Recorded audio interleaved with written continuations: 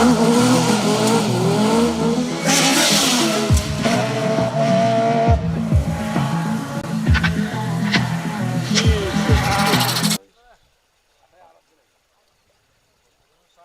a dark good morning, and welcome to Sunday morning. A beautiful blue sky above us. We're in the wilds of mid Wales, probably about 10 or 12 miles inland from Aberystwyth. It is day 2 of the Rally Ceredigion, and if you're watching us from the Protyre Facebook page, it is of course the final round of the Protyre Motorsport Asphalt Rally Championship today here in Rally Ceredigion. It's Mark James live stage side of the first stage of the day, and joining me not one but 2 special guests. Matt Jackson, who was with me yesterday. Good morning. Good morning. We had a good day yesterday, I thought. We had a great day yesterday. You know, all the action, great weather. It looks like this morning the sun's back out again, so for another day of more action, let's hope. I think so. Lots of stories to tell. Also joining us today to mark the, I really hate to say this, the 40th anniversary of the Asphalt Championship. Nigel Evans, who's been driver, co-driver, organiser, PR. Anything you haven't done, Nigel? Well, I mean, thanks for the greeting, but what I'm here mainly is to celebrate the 40th, because I was fortunate enough to be one of the co-founders of the championship back in '84, and I can't believe how quickly all the time has gone either. But yeah, I've just came back now to celebrate the last event of this year's championship, and you know, it's been quite a ride, isn't it? We'll talk about the memories as we go on, but did you think back in the day we'd be doing live streaming using satellite and goodness knows what else to bring asphalt rallying not only to the UK but to the world? No, I mean, when we founded the championship, we didn't have any computers, let alone the internet or Wi-Fi or any kind of... Work everything out with a pen and a bit of paper. And a backus, right, something like that. But no, it's great, and you know, it's certainly great to see, you know, how we've been able to do this live streaming now, which was just a dream back then. We'll chat as the stage goes on. Let's just set things up nicely, if we would, Matt. After day 1 of the rally, event 1 of the Protyre Championship, because of course it's a double header this weekend. Tell us the scores on the doors after day 1.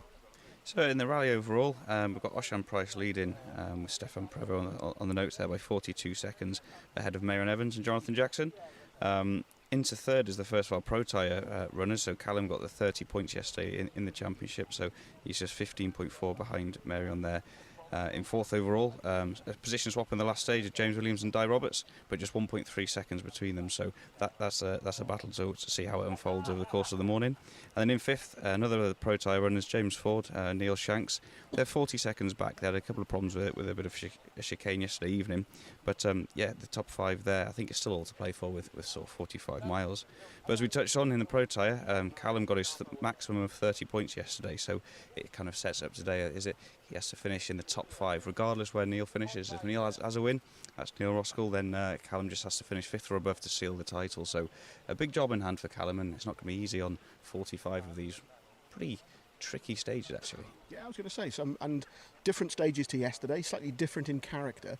Talking to Callum last night, we bumped into him buying chocolates last night, of all places, in Aberystwyth, to probably thank his service crew for the weekend. Hope I haven't given the game away.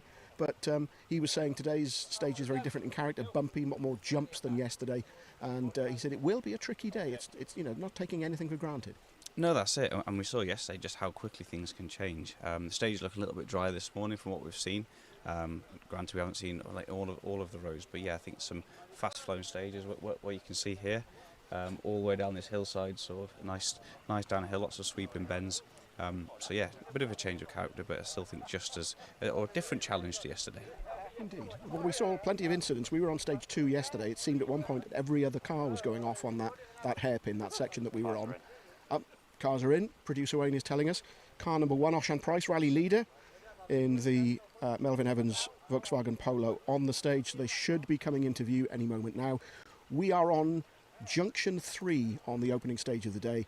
And just as yesterday, a loop of 3 stages back into service at Aberystwyth, and then another loop of 3 this afternoon before heading back to Aberystwyth and the rally finish. And of course, we will then be crowning our new Protyre Asphalt champion. Yep, I can hear Oshan Price heading towards us. Fingers on stopwatches, guys, and here he comes.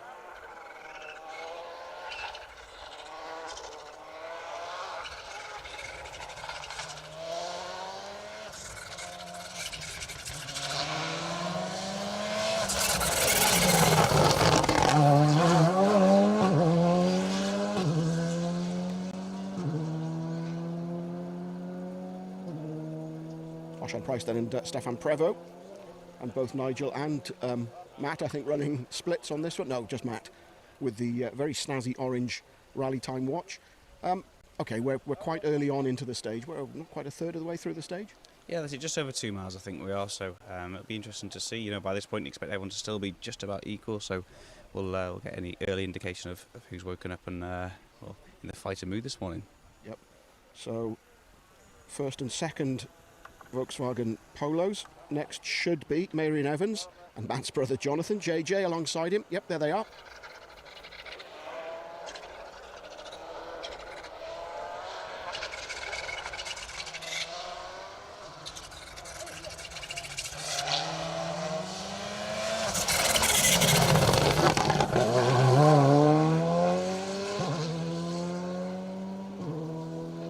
Nigel, just to bring you in at this point, you and I first met a few years ago now. You used to sit in with the likes of John Price in the Metro 6R4. Yes. Different era, different cars, but the speeds, I guess, must have been quite similar. Yeah, I mean, it was certainly quite spectacular from inside the car, I can tell you that. But yeah, I mean, the cars now are more efficient, of course. They've got better suspension and all kinds of things. So the 6R4 was a bit agricultural in many respects, but boy, could it go, you know. And yeah, I did a few with John. Donegal International was one of the favourites. I think we finished 4th overall on that, which was, you know, quite amazing memory to have. Yeah. But they, of course, could go. These can handle and can stop. Exactly. It was a different experience. Yeah. Here comes Callum then. Callum Black. Championship is very much his to lose now. Callum Black with Jack Morton in the Rally 2 Fiesta.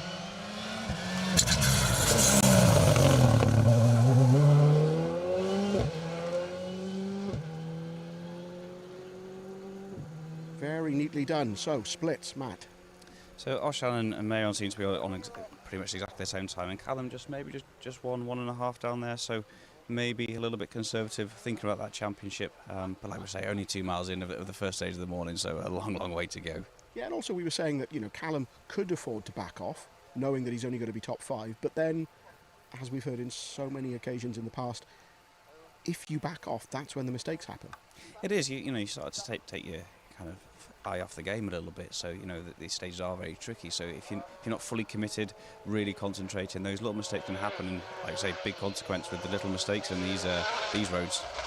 Orange Hyundai can only be James Williams and Di Roberts.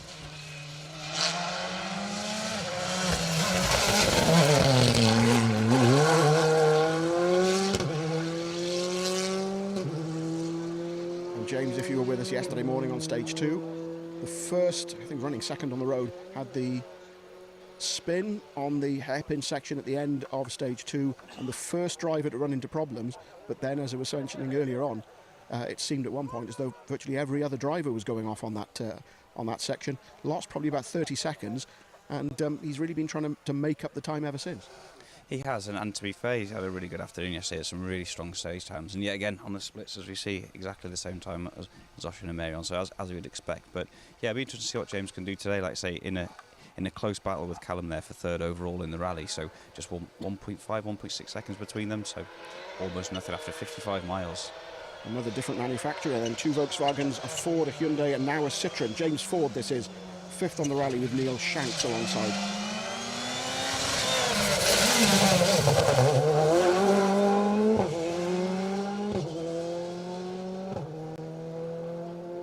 We should also mention as well, you'll see in the back of producer Wayne's shot, Nigel, hospitality. That's something I know you were pushing years ago. Yes, it's very important, of course, to bring people who are not necessarily in rallying all the time into the sport, and obviously the hospitality tent, as you can see in the distance there, is such an opportunity, and we have a very big crowd of people here who, you know, may be introduced to rallying for the first time, and that's always good because, you know, we need obviously to keep the local community on side with what we're doing, so we've always got the support, and yeah, they're doing a great job with that here. And we can see the helicopters in the back as well, so, you know, people obviously have a nice way to travel in here too. Yeah, together with the town stage in Aberystwyth last night, the organisers just pushing things, just doing things a little bit differently. Gary Pearson and Dan Barrett, this should be, in another of the polos.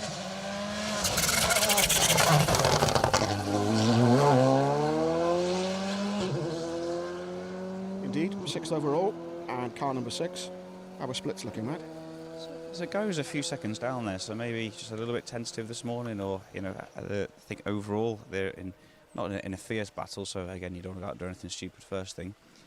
Just while we talk about times, the first couple of times are through. So so far, just 2 drivers through. So Oshan and Marion's gone 1 second faster. So still over a 5-minute stage. That's 1 second.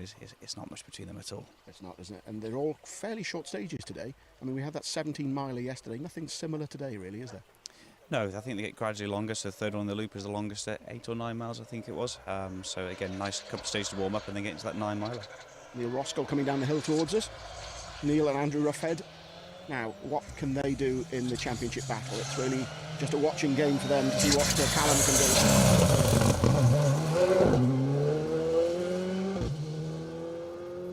Nice and neat from Neil. Finished runner-up in the Protyre series last year to Steve Wood. Steve has had one of those years, Matt. He's just had bad luck after bad luck, and the bad luck has continued right to the end of the season. His home event, I think he was putting pressure on himself. Retirement yesterday. Yeah, that was a big shame. A drive shaft failure, I believe it was, after that issue with the puncture in the jack. So back out on the start list for this morning, so it'll be good to see. But yeah, it's a shame when you start. So the stage start of the first stage was a few hundred metres from his front door, so a shame to see his local rally end that way. But great to see him back out on the roads today. Yeah, of course. Remember what we were saying earlier, that it is a separate event today. The final round of the series should have been on Otterburn, the military ranges. That event was cancelled because the military needed access, and so this has turned into a double header. Points for yesterday, separate points for today. Mark Kelly now, and Will Atkins in the Skoda.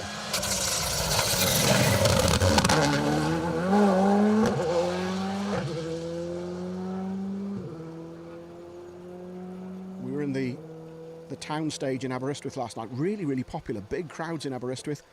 Obviously Matthew Wilson doing demo runs in the Puma, which is actually here. It's at the hospitality unit just across the way there. But Mark Kelly quickest on both stages last night, Matt. Wasn't it great to see Mark at the top of the back of the timesheet? He had a bit of a difficult year last year, so nice to see him back there. They had a bit of an altercation with the chicane, asking for if anyone found their brake duct last night on Facebook. So if anyone has seen a Skoda Fabia R5 brake duct, then Mark is definitely looking for it back. But it's good to see them back on the stages, and obviously a full Protyre season next year on the cars, which is great news. Yeah, you were saying about Steve Wood. He'll be through next but one. This should be Kevin Davis and Owain Davis, another of the Melvin Evans Motorsport Polo R5s.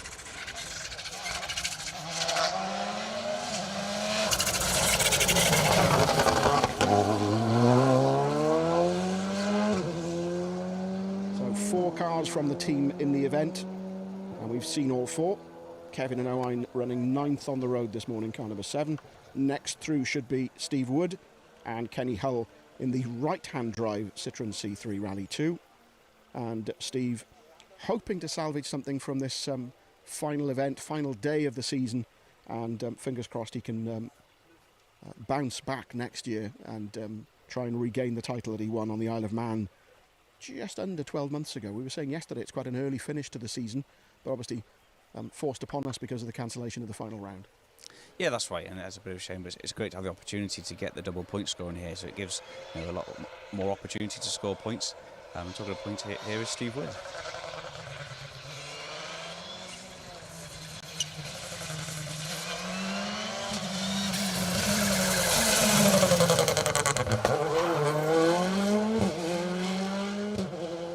Just to explain, in case you're thinking, hang on, he retired yesterday, think of today as a completely separate rally. So Steve, having had whatever the transmission problem was, we were told initially it was clutch, but we now think, as Matt was saying, that it was drive shaft yesterday. So Steve back out in the Citroen today with Kenny Hull alongside, and also several crews that retired yesterday are back in the fray today. We're down to, I think, 103 cars we counted into the event, and of the 4 Land Rovers that started, if you were with us on stage 2 yesterday morning, you'll have seen the incidents involving the military guys at the end of the field. 3 of the 4 are back out this morning. We saw 2 go through Aberystwyth last night. 112, tail end Charlie in the rally was back out this morning, past them as we were coming out of Aberystwyth. So 103 cars you should be seeing through this stage.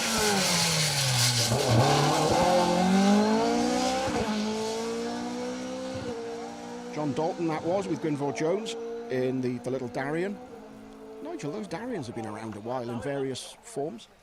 They have, and Tim Duffy, of course, is the man who's responsible for the origination of those cars way back in the day. Started off as a Darien brand in it, and he moved on to Davrian, and moved on to Darien. And of course, Jeff Kitney was the man to put those cars on the map back in the day when he won this championship. I can't remember the year, but he won in the Darien T90, and ever since then they've got more and more and more popular, and there's quite a few of them around now. Yeah, we've got a couple on the event. We've also got a Lotus Elise, which is not what you'd think of as a rally car, but for the little tarmac roads of Mid Wales, the little asphalt roads, absolutely perfect. One of the this is going to get a bit noisy, Nigel. Excuse me. One of the Peugeot 208s heading down the hill towards us. Kyle White and Sean Topping is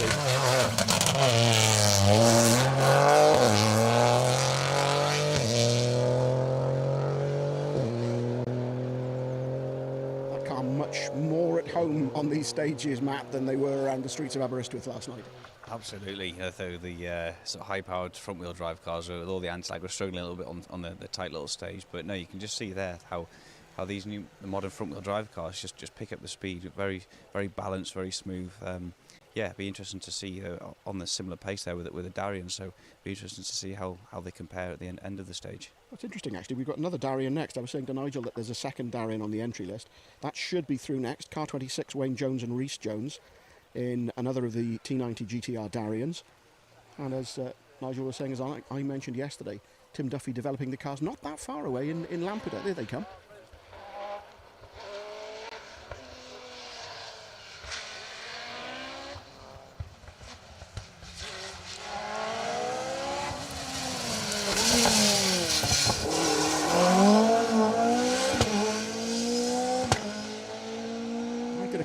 With Damien Cole in Dariens, I think possibly even in the car that John's using today, John Dalton, and I don't think I could get in one anymore. No, you have to be a contortionist to get into it. I think you're pretty much almost lying on your back, sitting in there with your feet sticking straight ahead. But I've never been in one. But they're certainly competitive. They're very, very lightweight, and of course you can put all manner of different types of engine in them. And they're like a little rocket especially on these tarmac stages. They're just brilliant. Of course, we've. Do you know that's the one thing I didn't do last night, Matt? I said my homework last night was to count up all the Mark IIs, and I didn't. I'm sorry. We've got a gap between this stage and the next one, so maybe we can do it then.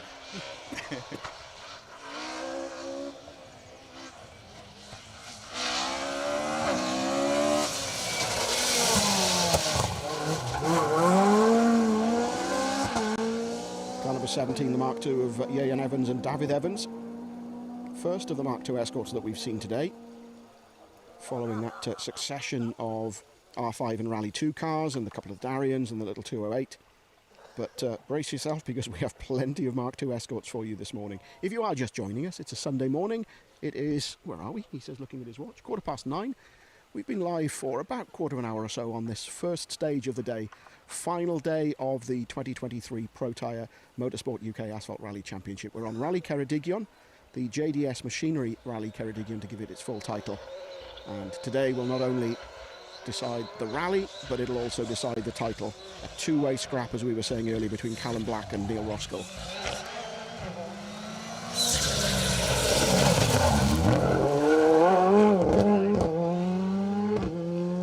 That was nice and clean, wasn't it, Nigel? Nice. You'd still like to see a slide. I know the R5 cars, they tend not to do that, but but as purists from back in the day, we still like to see a slide.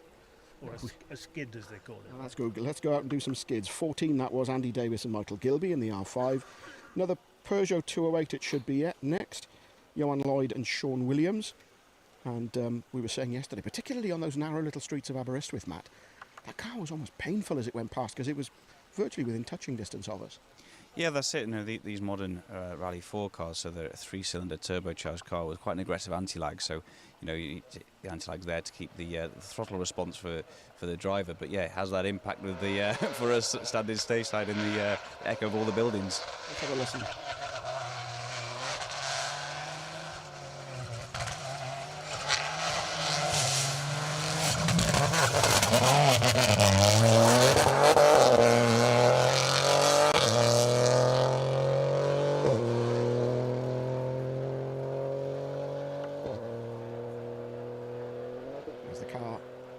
fades away into the distance. So the Peugeot 208 then of Johan Lloyd and Sean Williams. Next through will be the first of our Irish crews, Andrew Purcell and Shane Buckley in another one of the Volkswagen Polos. Oh, incidentally, I need to mention this. We talked a few times yesterday and I was telling Matt that if we don't know anything, usually that means if I don't know something, I'll ask the audience, I'll ask the collective hive mind out there. Some really good comments that came in on the live streams yesterday, but we were juggling iPhones and microphones and entry lists yesterday. We'll talk about that Escort G3 later. I had some really good information in last night about it.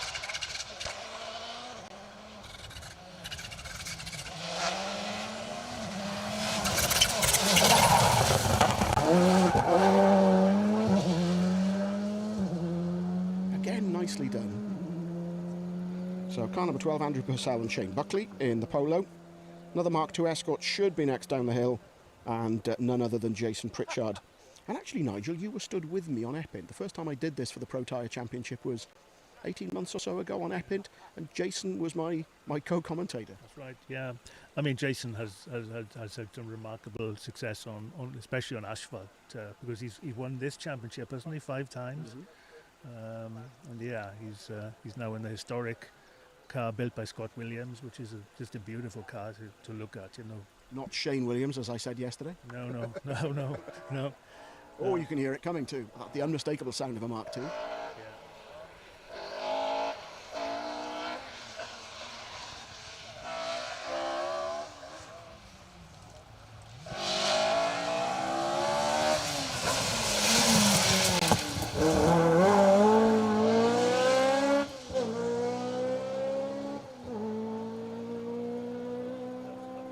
Doesn't it just? There'll be another one coming down the hill. You mentioned yesterday, Matt, Gwyndav Evans. Quite a few people were asking yesterday on the streams, what's happened to Gwyndav? He was in a Mark II.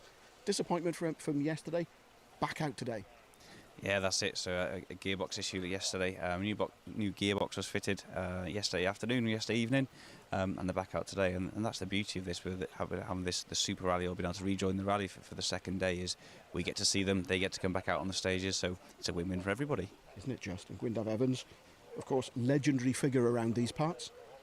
Former school bus driver, now owns several garages just a little bit north of here. Here he comes, the bright yellow Mark II Escort coming down the hill. Gwyndav Evans and Peredur Davis.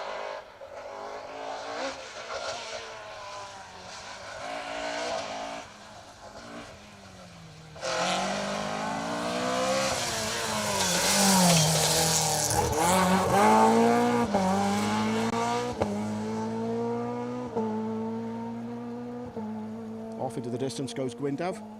You see what I was saying, Matt? If I don't know the answer to something, I ask the audience. 42 Mark II Escorts someone's worked out from the entry list.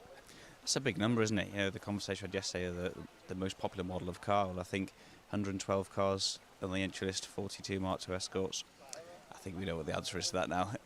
and actually, we said it's probably not far off half the entry. We weren't that far off, actually. No, it's just about 40%, isn't it? Which is incredible when you think about it. You know, the age of some of these cars when it's first introduced. So yeah, obviously the fan and driver favourite, clearly. And a few Mark I's in there as well, which we'll get to talk about a little bit later on. Coming down the hill should be the Impreza of Richard Clues and Carl Williamson.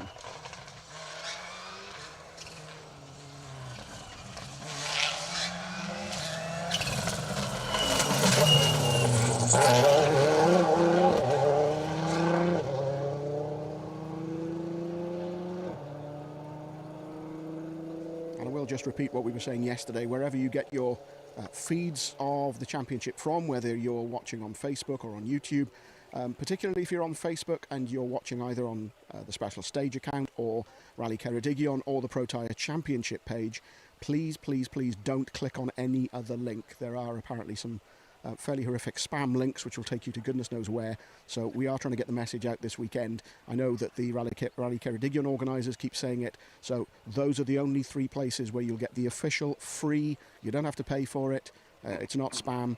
On Facebook, look for Special Stage, Rally Ceredigion or the Protyre Championship page itself. Darren Atkinson now 3rd overall, I think we were saying, in the Protyre series in a Mark II Escort. Some drive. That is, you know, Darren can pedal a car, always has done, always immaculately turned out as well.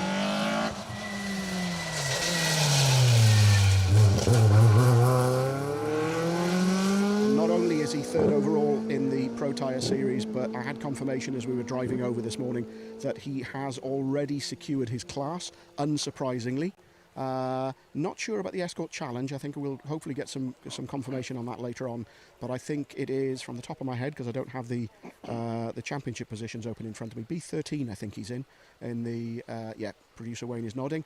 So Darren already having secured his class, and B14, I think Will has already secured that class before he came to this event. So class winners starting to be confirmed as well. Stefan Davis, this should be with David Sean Lloyd alongside.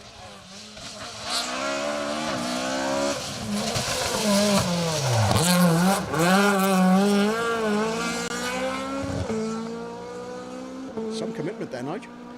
I mean, he looked really quick coming down the hill there, and of course the lovely way he took the corner there. How was he? What's he doing in the event? In the event, he is, well, he's 22nd on the road, but of course it's a little bit difficult to explain because of people like Steve Wood coming back in after yesterday. But so Matt's already on the entry, on the leaderboard. But Stefan Davis, David Sean Lloyd, commitment. Yes. As they were going around that left-hander up towards the hospitality unit. Next down the hill should be Kyle McBride and Liam McIntyre in the Motorsport Ireland Rally Academy Fiesta. 23rd on the road, it should be car number 30.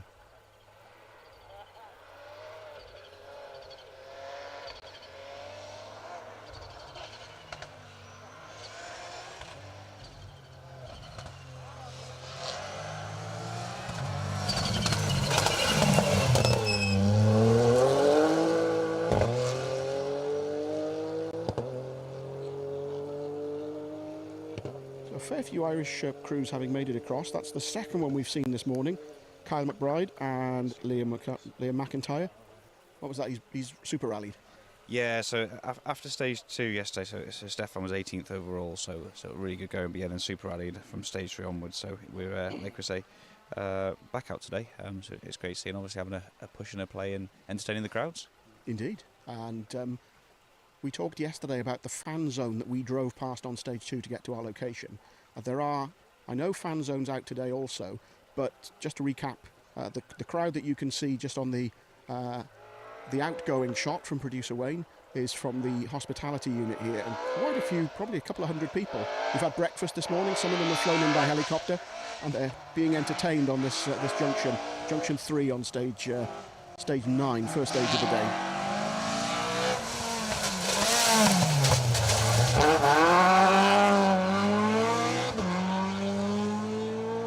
Very neat and tidy, Dylan Davis and Theon Williams. And we also talked about yesterday, Matt and I were talking about four-door escorts, the Road Rally boys. They grew up competing around these parts. Yes, and you could see, I think those guys, they were Road Rally veterans, aren't they? And you can certainly get to practice during those events which run overnight, as we know. And then when it comes to these stages, if they can actually see the roads for a change, they go particularly. What is that yellow thing in the sky? Exactly. No, they go particularly well, and because of also they've got a tremendous amount of experience on this type of road.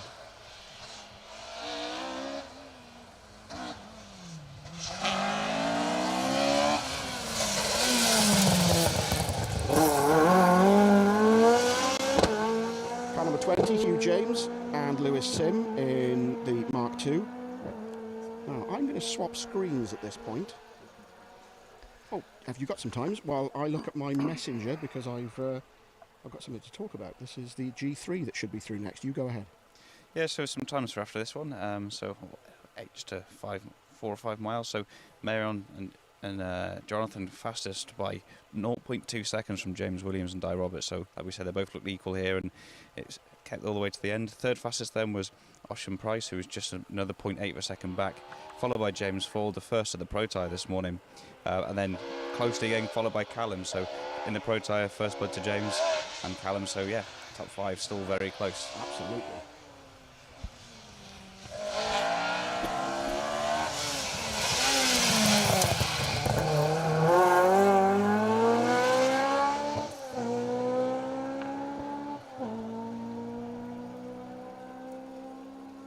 29 that was, Will Rowlands and Emir Hall in the RS 1800 Escort. Now the reason I was saying earlier on that if I don't know something I'll ask the question, and that's exactly what happened last night. I got a message on Facebook, as it turned out, from, where are we? Well, I swapped to Messenger. Next car down the hill should be the G3 Escort, the rear-wheel drive. Gentleman called Nigel Graham messaged me last night. Nigel, good morning. Hope you're watching this morning. Lee Edwards, we should be seeing next. Rear-wheel drive Mark III Escort.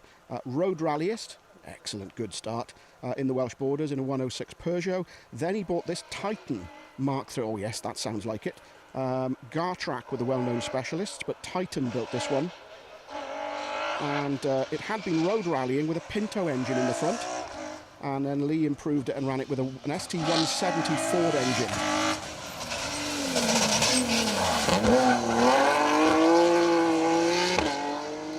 And that glorious noise, you were absolutely right yesterday, Matt. That is a Jaguar engine, a 6-pot Jaguar engine, redeveloped after a big off on the Manx. You see, that's the kind of research that you just can't get, apart from when you say, does anybody know anything about this car? Brilliant. Thank you, Nigel.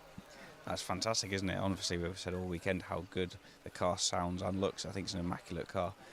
It's nice to see something a bit different, but yeah, something that sounds that way as well. I'm all for it. And Nigel, that was Alan Edwards, who used to do stage events with Ed Morgan in a G3. Yeah. Gartrack car, wasn't it? I think it was, yes, and that was certainly a really, really powerful car to get over 450 horsepower, which back in those days was a great deal. But he could pedal that for sure.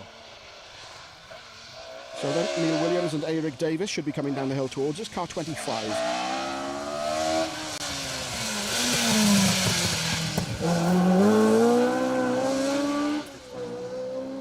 Did a lot of events with his father. We did a lot of events with Corbett, which is Neil's father, back in the day. With the G3 Escort, actually, one of his cars with the G3 Escort, actually built by Bob Dowen. So. Ah, yes. And but he had a number of different Group 4 Escorts, with the BDX engines in. So we had a lot of fun in Pembrey and places like that, where you could really hang the tail out and do all those skids we were talking about. And yeah, we won a lot of rallies back then, myself and Corbett, which was great memories. But Neil is a good driver too. I think he's won the historic title in Ireland. So he's done particularly well too. Gentleman who's had more than his fair share of bad luck coming down the hill towards us, Brad Cole, with Jamie Vaughan alongside, retired yesterday, back out today in this lovely Mark II Escort.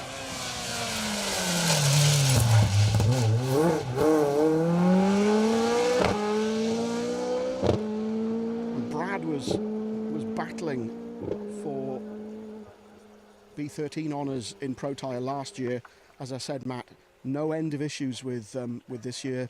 DNFs, poor scores, a retirement yesterday. It's not been the season for Brad, a bit really like Steve Wood. Yeah, it's a shame. We know how quick these guys are. It's always good to see battle on the stages. Yeah, an alternator failure for Brad yesterday. Thankfully, just a simple repair, but one of those things where when you're out on the stages, these components fail and there's not much you can do. There's a great video clip if somebody sees it. I think Jamie posted it on social media yesterday of the car absolutely flat out on the long stage, Cwm Ystwyth yesterday, and getting big air over a jump. If you can find it on social media, it's well worth finding. Aled Wyn Morgans and Daniel Petrie, this should be coming down towards us in car 53.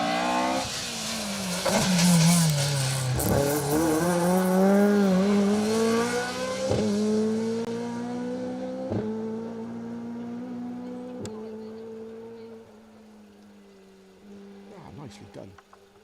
Now, we've been talking, Nigel, about introducing rallying to a new audience, and I'm trying not to big up the organisers of this event too much, because at the end of the day they've got doorways to get their heads through.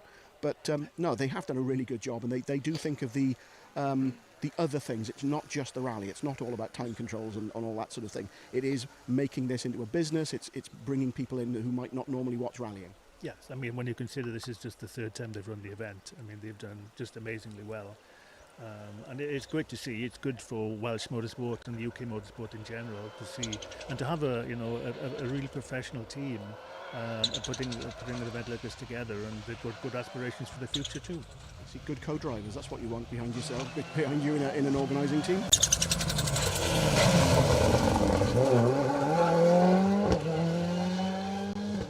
43.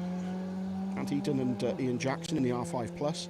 But yeah, all jokes aside, you know, Phil Pugh sat with Elvin Evans when Elvin won the junior title, now very much involved with this rally. Really experienced organising team, and what they've done with it, as you say, in a few short years, knocking on the door of the European Championship, they've done a really good job. They have indeed, and if they do get that in the championship next year, it'll be, you know, several leagues up again in terms of the status of the event, and it'll bring, you know, dozens of high-class drivers over from Europe, and it'll really put the event on the map then. So, you know, I take my hat off to them. Obviously, I've got many years of event experience, organisation experience, and I know what it takes. So, yeah, they've done a great job. I have indeed. Will Onions, Dave Williams in 36.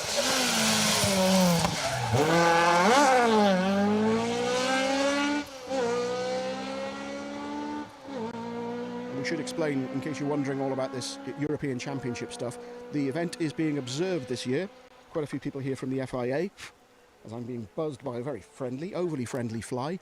The event is being observed, and depending on how positive that report is, that will guide things in terms of a decision for including this event in the European Championship next year. Now, with the UK not having a round of the World Championship anymore, okay, that's a discussion maybe for another day, but it would be really good to have a round of the European Series, and I think that would give rallying in the UK a bit of a lift, perhaps a lift that it needs at the moment, Matt. Yeah, I would absolutely agree. You know, it's one of those benchmark for our competitors. We'll definitely get more people interested in the sport. I'd say it puts our country on the map, really. And the more competitors and the more interest we can bring, the better for rallying in the UK. Car 49, you saw there Philip Rogers and Sean Jones. Yet another escort. And we were talking yesterday, and we've talked indeed throughout the year, about the mix of vehicles you get down towards the second half of the field, and some of the rarer, dare I say it, the cars that we got excited about. You were waxing lyrical yesterday about that little Micra because you are building one. Let's get the plug out the way with that little yellow one that we were talking about yesterday. And I was also talking about the Gilburns. Let me just flick down through the running order for today. The Ginetta is certainly running. One of the Gilburns is on the entry list for today. So yeah, one of the two Gilburns has retired. The Gilburn Genie, car 94 of Mark Jones, should be out today towards the back end of the field. So at least that'll keep me happy today, Matt.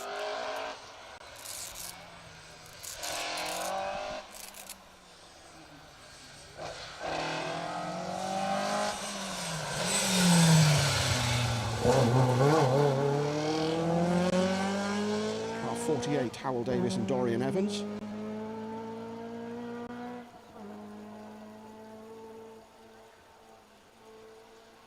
And next down the hill should be 34, Rory McCann and Paul McCann in a Honda Civic. Those Civics were around a while ago. Neil Weirden, I think, was driving a Civic, and obviously not the type we're going to see today, but a slightly more exotic version. But Honda's another one of those manufacturers that have kind of been around the edges. Yeah, I don't think they've ever been really into rallying as such. I mean, I think that they've, you know... Yas in Italy built quite a few cars, but they're not as numerous as, say, Fords, for example. No, they aren't, but it's certainly good to see a bit of variety anyway. You know, of course, we love the Escorts, we love to see so many of them, but it's good to see different cars.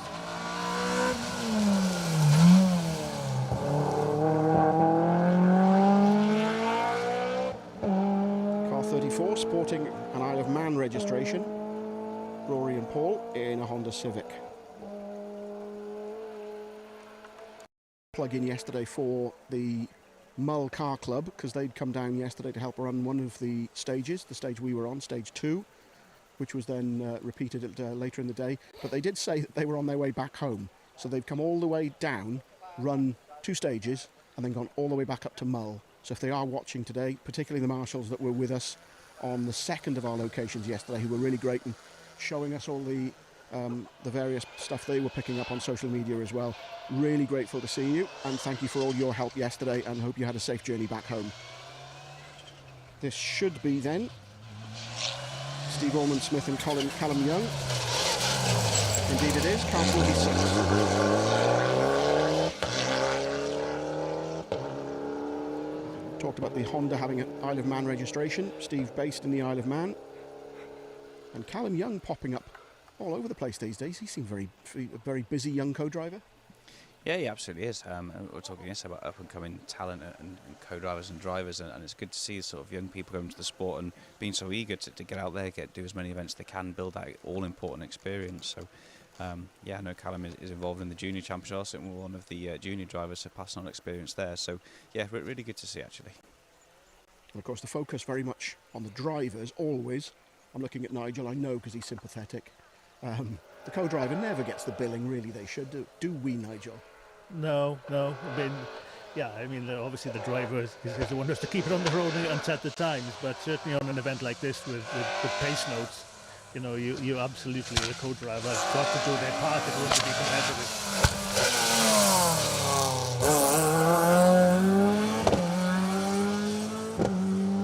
Popping and banging as it was coming down the hill towards us. The Mark II of Michael Harbour and Ian McDougall, car 52.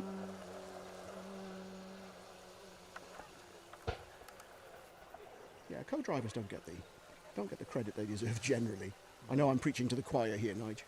Yeah, I mean, as you're saying, when you talk about pace notes, you know, if you want to be competitive in overall or in your class, you know, you have got to get the pace notes right. Now, the driver calls the pace notes as they're making them to the co-driver, but it's the co-driver's job to be, you know, to feed them back with precision, just to get those split seconds here or there, which is what makes the difference at the end of the day. So. No pace notes 40 years ago, though, so these would have been off maps.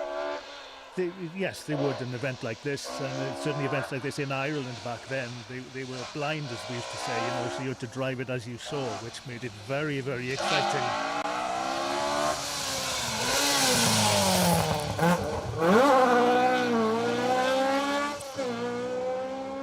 '83 is the Mark II of Martin Rossiter and Ian Davis, and next down the hill should be James Nichols and David Allman, car 57. The Peugeot. It says Peugeot GTI. Was that the 205? There were a couple of Peugeots on the entry list, I remember. No, there was a 205 on the entry list yesterday, but I'm trying to think. It just says Peugeot GTI on today's running order.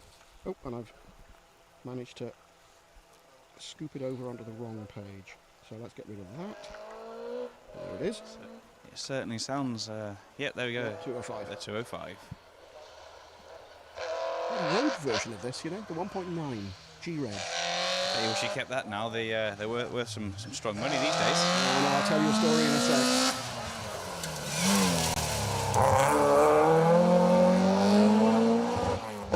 Indeed, car 57, 205 GTI of James Nichols and David Allman. No, those cars that you wish you never sold, for a brief time, I had a Renault 5 Turbo 1. The rear-wheel drive, mid-engine, two-seater. Nigel's nodding. John Price. I used to help service for John at one point. I bought one of the road cars. I had it for about 9 or 10 months. I was talking to Stephen Price about it a while ago when we were on Epping. And Stephen remembers the car, remembers the previous owner, remembers me having it. And I sold it back to John. I won't tell you what I sold it for, but they're now selling for 70, 80,000, those road cars. And Nigel's got the look of pity in his eyes that I deserve. Chris Ford, this should be with Neil Coleman in another of those pretty little Citroens.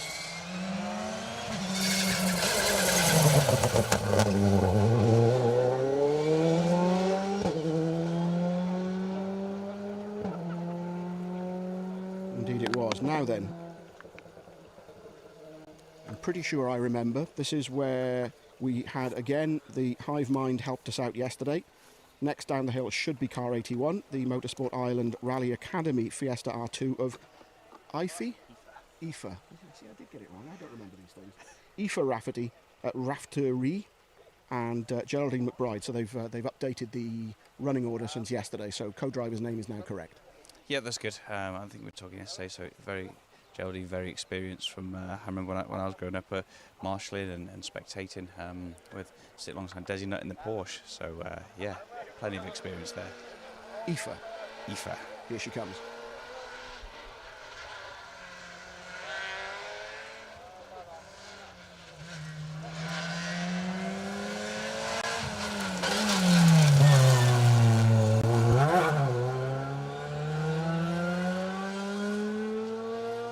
on one of our rants yesterday, we talked about single make trophies and the histories of the KAs and the Daihatsus and all the rest of it. You've done some research, haven't you? Yeah, so with a couple of, again, through the comments and messages after our stream yesterday, I got reminded of there's actually 2 single make series in the UK currently. Both are, I would say, a very entry level in terms of cost, or very accessible in terms of cost. We've got the MG3 single make series that's sort of slowly gathering pace. There's been a couple of cars out this year, and for 2024 they've put some big effort in. So I think it's about £8,000 for the kit to build the car, so relatively inexpensive to most of our other cars. And also the other one, the Mini Cooper Challenge. So yeah, that's been mentioned a few times on the streams. The Mini Challenge is one, but I didn't know about the MGs. Keep an eye on them.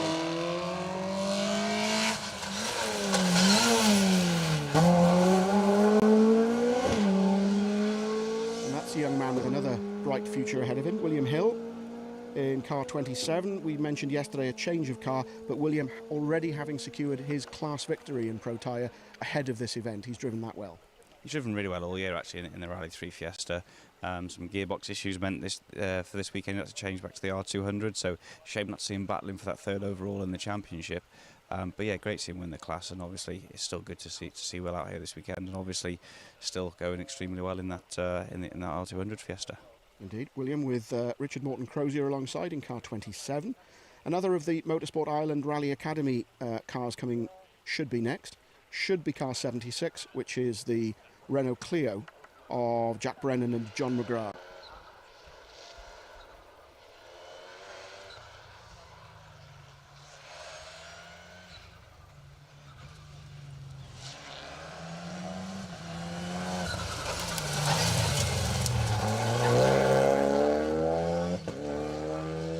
Not a spectacular in terms of noise, Nigel, but still nicely done. Yeah, it's very neat and tidy. I'm not sure how they're doing in their class or anything like that, but yeah, I mean, they certainly took that well enough. Nicely done. The little Renault Clio. Should be another Honda down the hill next. Liam Kelleher and Moy Williams in car number 80. I'm just looking down the order. Oh, done it again. Yep, just looking down the order. Impreza, Escort Fiesta, Escort Corsa. Just wondering what comes in the next sort of 10 or so cars. Dominated, it has to be said, by the Mark II Escorts.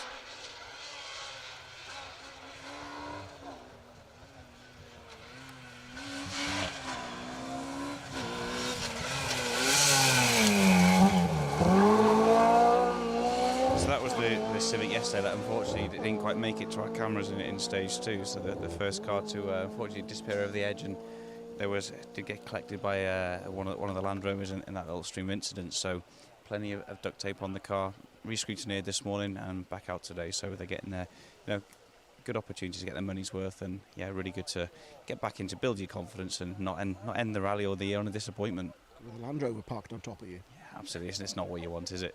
No, it's not. I think we were looking forward. I was looking forward, particularly to the Land Rovers, the tail end Charlies, traditionally of British rallying. We should have seen 4. We did see all 4, but across the valley, and one was very brief and ended up on top of the Civic, as we mentioned. But of the 4, 3 are out today, so we should see the 3 of them at the end of the rally.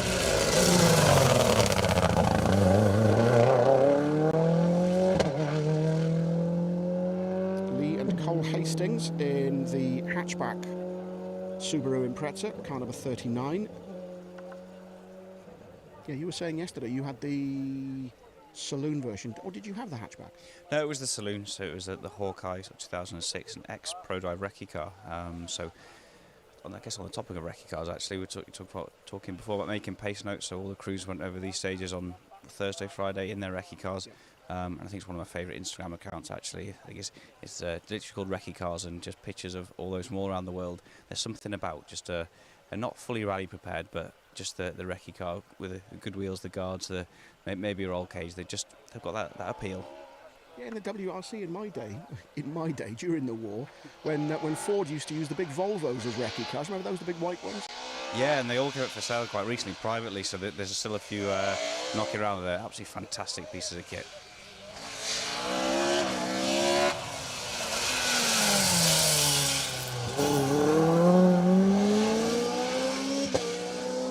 another spirited drive from a Mark II Escort, Gary and Linda Thomas, car 32. And we are just about halfway through the field. 46th car on the road, as I mentioned earlier. 103 cars should be passing us on the stage this morning. We are on the first stage of the day, if you are just joining us, wherever you are, because I know from some of the comments on the live streams yesterday, we had viewers from literally all over the world, from New Zealand, from Australia, from Kenya, I think from the States or possibly Canada. I think I saw one comment, and obviously all across the UK and Europe.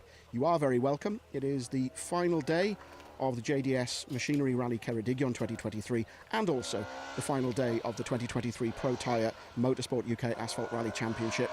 And our champion, whoever that is, a two-way scrap, remember, will be crowned at the end of the day.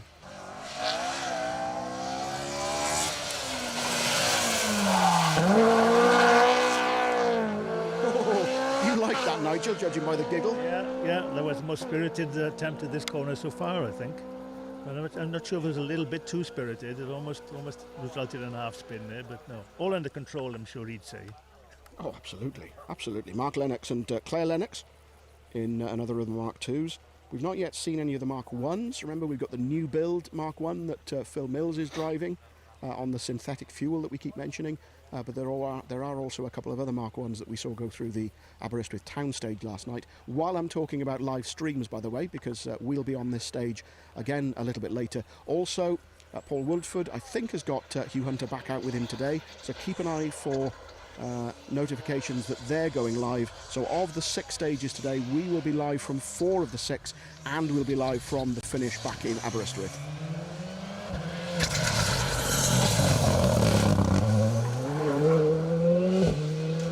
Car 44 is Mike English and Simon Hunter in the Rally 2 Fiesta. And you know, Nigel, this is one thing that Matt and I were talking about yesterday. I was saying how many Mark II Escorts there were, and Matt was making the point that there are lots of Fiestas, but there are different models and different types and different classes of Fiestas. A Mark II Escort is a Mark II Escort. Well, it is, but of course there are many different ways in which those are built, and you have a historic. And you can also get a new one now. Yes, you can get a historic spec one. You can get cars which are really ultimate in terms of performance with the paddle shifters and all the rest of this technology built in. So, yeah, I mean the chassis works so well basically, and has done over all the years. People have just decided to keep that particular type of design and are making good use of it. Been getting on for 50 years since the Mark II Escort first saw the light of day, and they're still competing. Here's another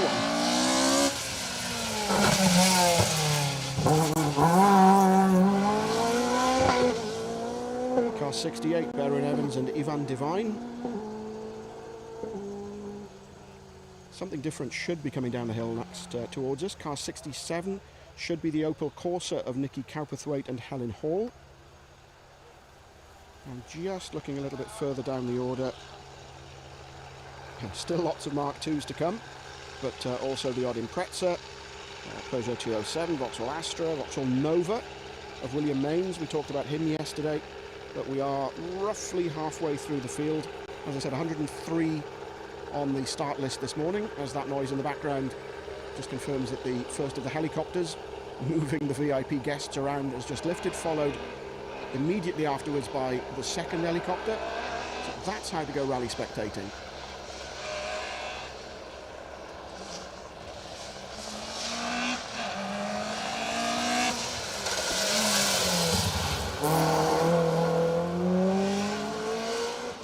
And indeed it was the Opel Corsa of Nicky Cowperthwaite and Helen Hall, car 67.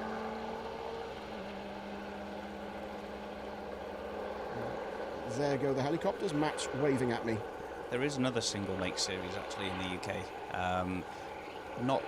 It's a Bowler Motorsport in the new shape Defender. So they have a single make series, all run and supplied by Bowler.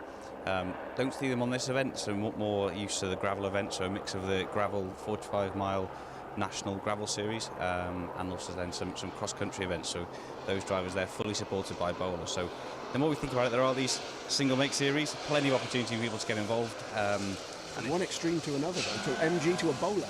Absolutely, and like I say, a bit more used to the gravel with a Bowler. But yes, I've had the opportunity to drive them myself, and surprisingly nimble and well, fast actually. The biggest thing you feel with them is the weight, of course. But yeah, a really well prepared and well thought out product, and championship. You know, these guys used to do like the Dakar Rally, so the setup they have on events is just makes it easy for everybody involved. And yeah, it's always good when you see sort of 10, 12 of the same car lined up, all with their different liveries, but with the same sort of exactly the same looking cars. So yeah, no, check it out. It's really interesting. I never thought I'd hear anybody describe a bowler as being nimble. Absolutely, and it's quite surprising. I think it shows how sort of technology and how kind of dynamics have moved on in these vehicles. You see the defenders at the back of the field, the old army defenders. Yeah, the new ones are a very different animal, let's say. But no, really good to see actually more and more people and championships getting involved in the sport. Car 61 we saw a moment or so ago.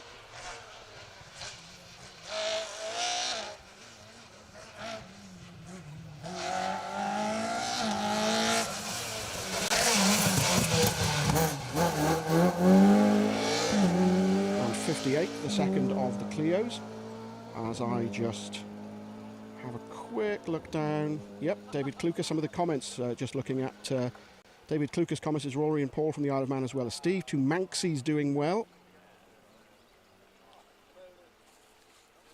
There we are. Neil James has commented, 24th overall in the West Cork with the Flying Postman we talked about yesterday, all blind in the Cortina.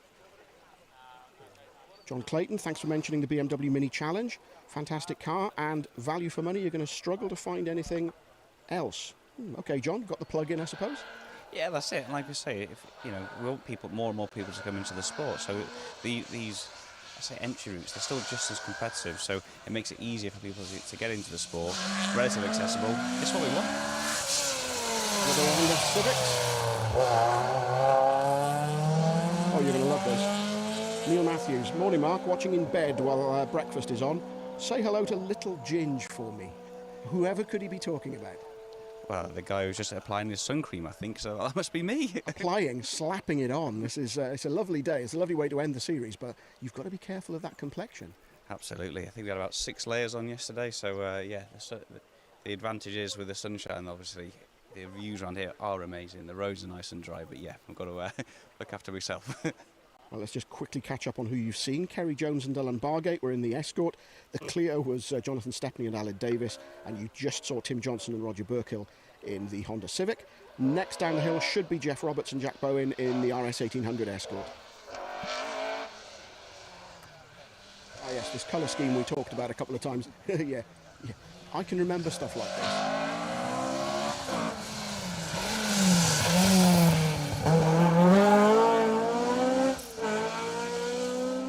Nigel, rescue me from the youngster who doesn't remember things like this.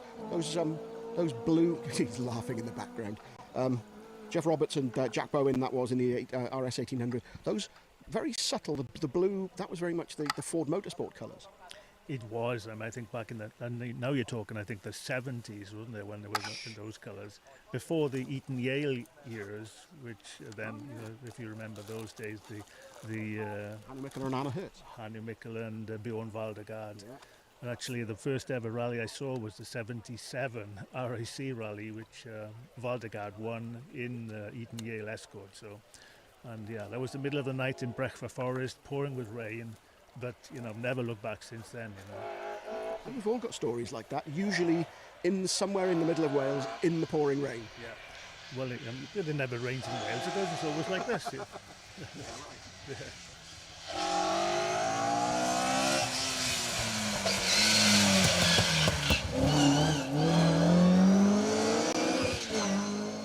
Sporting the windscreen sticker that says Scruff. Okay. Phil Jones and Anthony Litchfield, that was in the Escort. Another one should be coming down the hill towards us next. Grant Shand and Ginny Shand in another RS. And I'm just looking down the order for Phil Mills in car 60, the Mark I Escort. I'm struggling to see him at the moment. Is he out this morning? Yeah, if you wouldn't mind. Oh, yeah, he is on the entry list. He's on the running order anyway. He's 83rd on the road. Phil Mills, co-driven by Iwan, in a brand new Mark I Escort. It does seem slightly odd saying that. Oh, of course he's in refuel, getting that clever, sustainable fuel.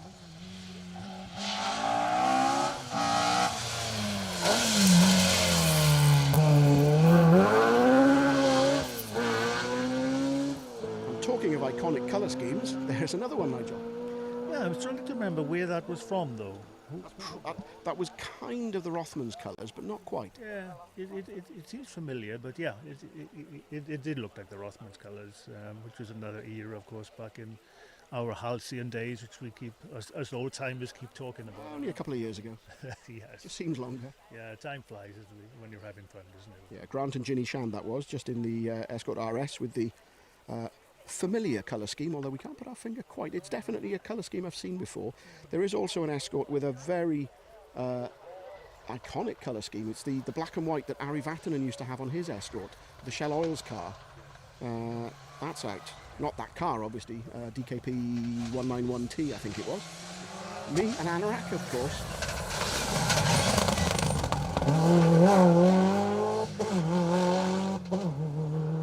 Let me dig myself out of that particular hole. Car 45, Hugh Jeffries and Averina Jeffries in the Subaru Impreza. But isn't it funny how Matt and I were talking yesterday about iconic, not only colour schemes, but iconic sponsors. Eaton Yale, we've just been talking about. Andrews Heat for Hire. You know, all of these, at one point they were synonymous with rallying. I'm struggling at the moment to make that connection currently. Yeah, it is unfortunate. There's not quite as much money in the sport as there used to be. You know, we could go on and on for ages about why that might be. But yeah, I mean, it would be nice to see some, you know, some companies from outside the world of motoring or even automotive. You know, I mean, Andrews Heat for Hire. You know, they weren't automotive per se, but you know, they were very, very heavily involved in sponsoring and could see the value of it. It was nice to see that again. And that was a long-standing relationship with Russell Brooks and Mike Broad, I was in the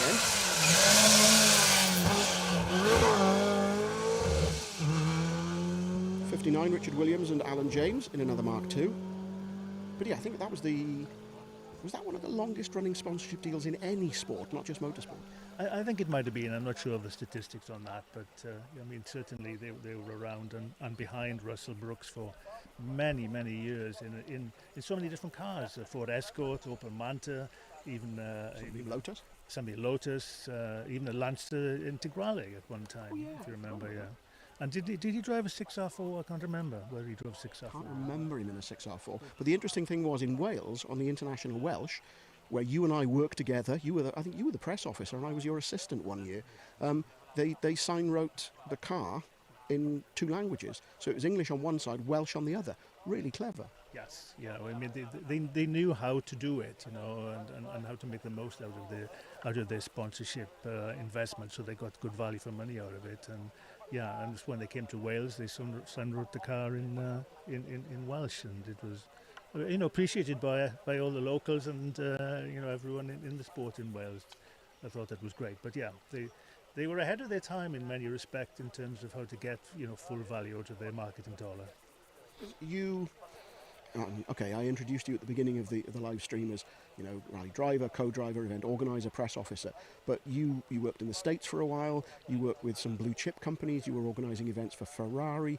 You know a bit about taking money off people in a nice way. Well, you do pick up a little over the years, yeah. But yeah, I was fortunate enough to work with Ferrari for 15 years, organising events for them and their clients over there. Different type of thing, more of an experiential event than a pure rally, of course. But yeah, and they do things very differently in the States too. You know, there's a reason why they tend to call the USA the United States of advertising. You know, because they certainly know how to promote things, and you know, you do learn a lot from seeing how things are done over there. There was a gap there. We should have had a 207 Peugeot, Jonathan Davis and Sean Rowlands. Don't think we saw it go through, because that was the Astra of Sean Jones and Nathan Summers, car 62. In fact, car 62 and 62nd on the road today. So possibly we may have already lost one of the cars that started the day. I do keep saying, if you're just joining us, hope you'll forgive me, but we are getting people tuning in throughout the morning. It is just after 10 o'clock, so we've been live here for about an hour on the opening stage of the day. And as I said a little bit earlier on, just keep an eye open for your alerts, because we're live from a total of 4 out of today's 6 stages between myself, Mark James, with Matthew Jackson and Nigel Evans, and in the second live crew, as they were yesterday. Paul Woodford and, whoops, my iPad's decided to shut itself down. Paul Woodford and Hugh Hunter. And Hugh was saying, actually, he was reminding me that it was 12 months ago that he was with me on this event as my special guest, my co-commentator, reminder. Yeah, I mean, Hugh, Matt, Nigel, you bring something to the event, to the commentary that, I mean, I can stand here and tell you what the cars are, but, you know, it's you guys that have been competing, been organising, currently competing.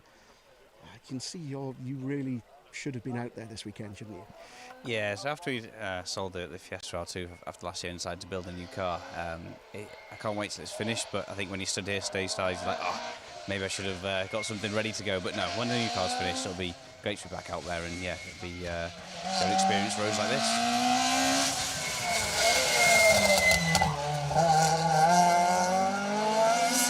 Now there is 56, so just running out of position from where he was meant to be.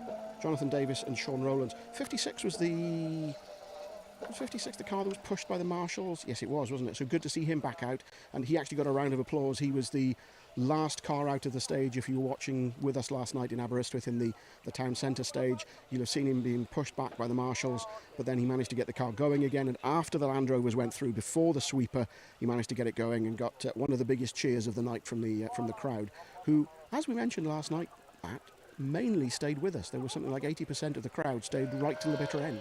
Yeah, they did. I was speaking to a few guys afterwards. Then the town centre afterwards was just a bit. All the restaurants and bars were heaving. You know, it was good to see everyone staying out, and like I say, it just benefits the local town and the economy.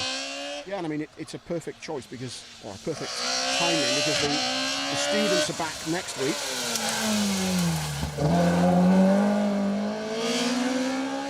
This weekend is really the last weekend of the tourist season because the schools go back, and so there's that kind of crossover time, and here we are popping up in the middle of it. Yeah, it is ideal timing actually, isn't it? And you know, we're fortunate enough with the students not quite fully back yet that we be able to make use of the university accommodation, so it's absolutely perfect base for a rally like this actually. Everything you need sort of all close together, really handy accommodation, and well, just look at these roads. Yeah, actually, we've been saying thank you to various people all weekend. We're staying at the university campus at the top of Penglice Hill in Aberystwyth, so we're staying in the halls of residence. What a really good idea. It's a new, modern, we're all, you know, we've got our own sort of ensuite bedrooms, and it's really clever, rather than trying to find somewhere with hundreds of hotel rooms. Oh, that was 51, by the way, William Mains, we've talked about him before, Thomas Whittle in the Nova. And that is 72, Malcolm Atherton and Jamie Atherton in yet another Mark II.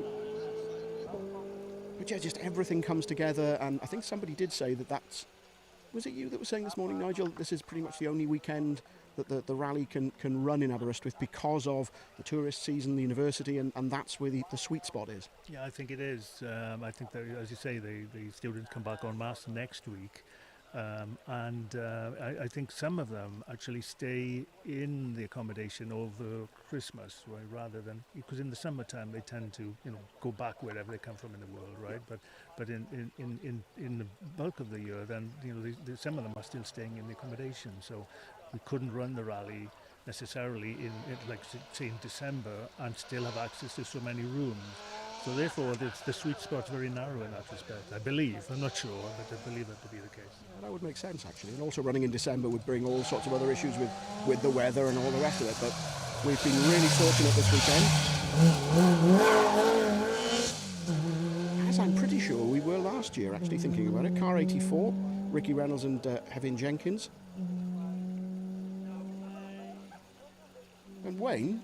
Can you just point at the archway for a sec, if you wouldn't mind? We were talking about sponsors and support and all the rest of it. Those arches have popped up on quite a few of the stages.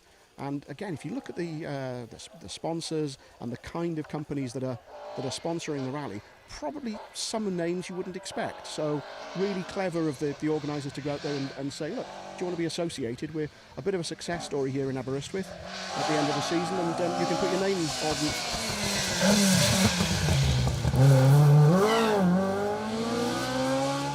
Barry Stevenson Wheeler and John Pickavance heading underneath the arch past the hospitality unit. Still quite a big crowd, even though the helicopters have now departed. And I suspect they'll have gone to one of the following stages. I'm not sure if they've gone back to Aberystwyth or whether they'll be coming back to us. But just to recap, 3 stages in a loop this morning.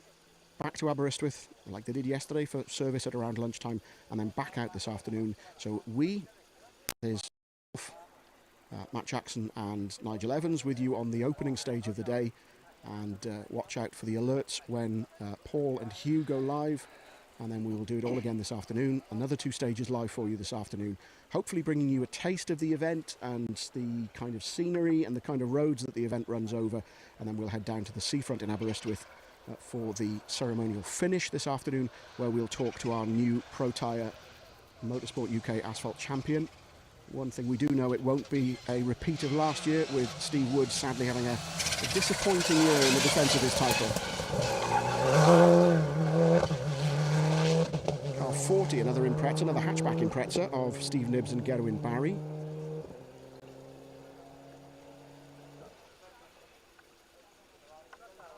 Ooh, we're 3 away from the Gilburn. I was wrong. Both Gilburns are out today. I must have spooled past. You didn't. Nigel's chuckling away in the background. You didn't hear me, because I was trying to explain to Matt yesterday what a Gilburn was, and then on the seafront, big display of, really impressive display of road cars and competition cars, and Matt, completely unprompted, said, "That looks like a Gilburn down there." I'm so proud of you, Matthew. I'm so proud of you. Yeah, absolutely. But of course, you being a proud Welshman like myself, you'd know all about Gilburns, Nigel. Yeah, don't put me on the spot, because I don't actually, but... Hospital pass, I think they call that. Yeah.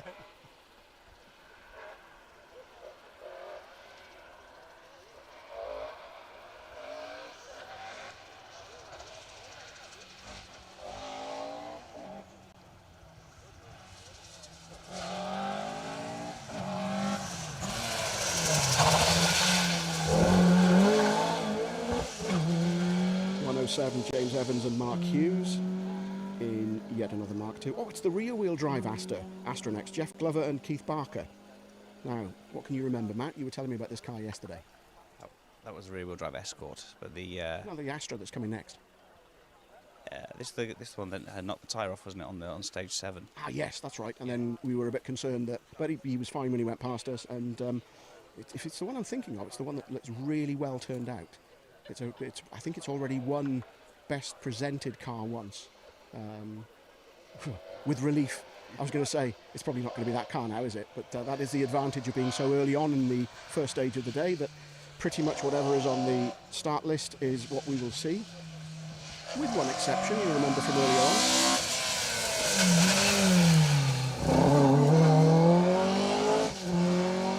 Sporting the Protyre Sunstrip, car 82, is indeed Jeff Glover and Keith Barker in that lovely little rear-wheel drive Mark III Vauxhall Astra. And Vauxhall, Nigel, like Ford, big supporters of rallying in the past. Yes, very much so. The Vauxhall Opel, wasn't it, back in the 80s, I think, was the branding as it was then. Dealer team Vauxhall, because it was the dealers that got together and funded the rallying. Yes, and the Vauxhall Chevette was the famous car from there, and the HSR Chevette, which was the derivative, which Jimmy McRae drove very well. Plenty of Ricola, yes, and several others. Really competitive cars.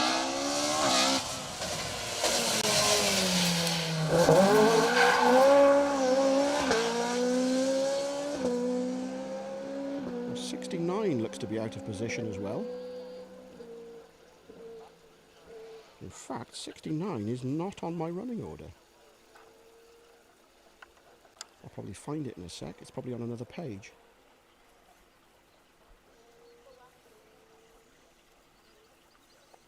No, can't see it anywhere. It was a Mark II Escort. I know that much. So, next through, if we're correct, should be... Oh, I've lost my place now. Yes, should be one of the Gilburns. Should be Chris Jones, car 93, and Richard Evans in the Invader. And the 2 Gilburns, I won't ask Nigel, not after that last one. Two Gilburns on the entry.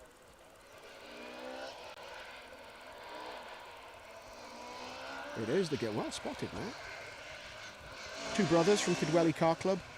One's got, I think, a Cosworth engine in it, and one's got an S2000 engine in it.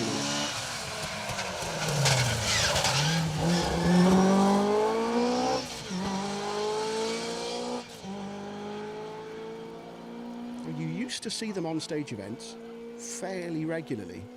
I remember commentating on a classic event years ago, and there were a couple.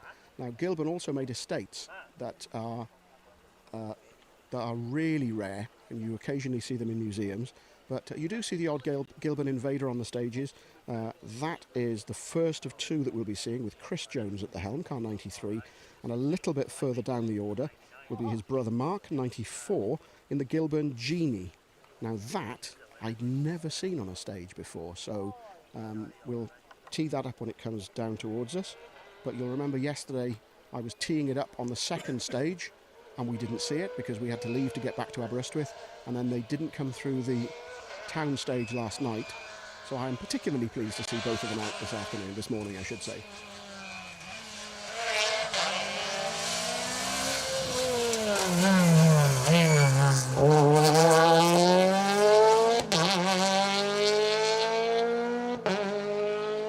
Gary Ollerenshaw and Dion Morley, that was, in the Peugeot 208 R2. And Matt's got his head in the times. What have you got? So we've got some times in from stage 10 to the following one. So that was almost 13 kilometres of stage. So fastest, well actually joint fastest, so Marion Evans and James Williams both joint fastest there. 4.2 seconds ahead of Ocean Price, who was 5.1 ahead of Callum.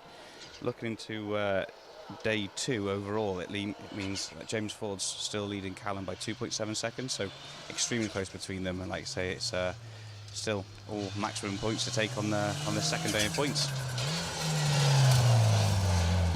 But importantly, we were talking about the top scores and the various scenarios. Very simply, if Callum stays ahead of Neil, Callum wins the title because of the 30 points he picked up yesterday. Even if Neil wins or gets maximum points from Protyre today, all Callum has to do is finish in the top 5 in Protyre and the title is his. I think that was what we decided, wasn't it? Yeah, that's absolutely right. And like I say, so Callum's second by 2.7 from James, and Neil Roskell is lying in third of today, 22 seconds back on Callum. So, yeah, at the moment as it stands, it's Callum's, but like we say, we've only had 2 stages and the rest of the day to go. And we saw yesterday, particularly on that second stage, that pretty much anything can happen. Let me just go back to car 69, which was the car that wasn't on my running order for today on the start list. Mailer Davis and Dylan Thomas. I think they've been slotted in, so maybe they were a late application to run today, but they're certainly running not even out of position, but they weren't even on the start list.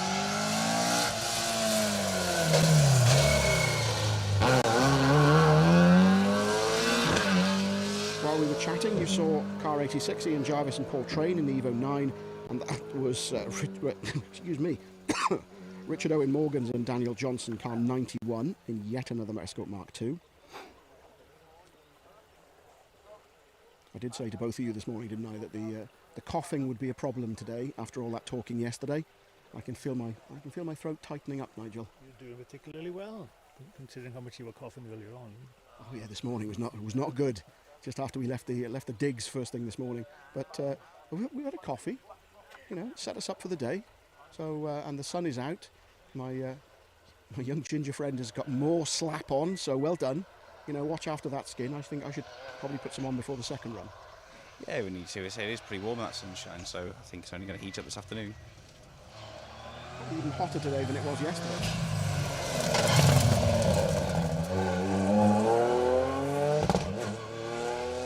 Hot and Wales are not normally 2 words you put in the same sentence. Do you know, you say that. We talked earlier on about the first event that I did for Protyre, which was last year's tour of Epint, where Jason was my co-commentator. We were on top of Epint. Normally when I'm standing out on Epint, it's horizontal rain, it's 10 below or whatever it is, and it's absolutely horrible, thick fog. It was glorious. I got burnt. Yeah, it can happen. It's very rare, but it can happen.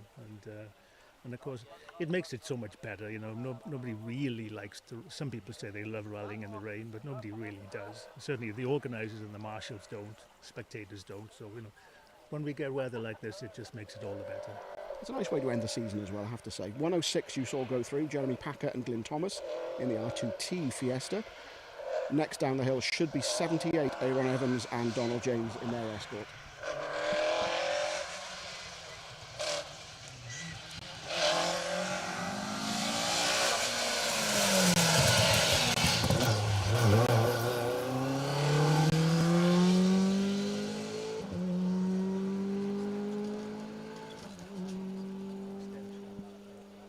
Nigel, concentrate.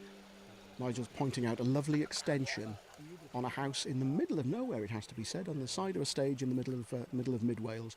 That is a fairly glorious location for a house. Oh, isn't it just? I mean, and they've obviously spent a good bit of money on that with the big windows, the cathedral ceilings, and then you can see it from here. I think we should just go up and see, you know, if you want to see any boarders for the weekend or lodgers. Spoken like a true West Walian. Oh, he spent some money on that. Remember, I was saying earlier on that I was born in Lampeter, which is half an hour or so away, which is in the old county of Cardiganshire. I have relatives who've only ever breathed in. There we are, I can say it. Aha, the Droop Snoot Escort's back.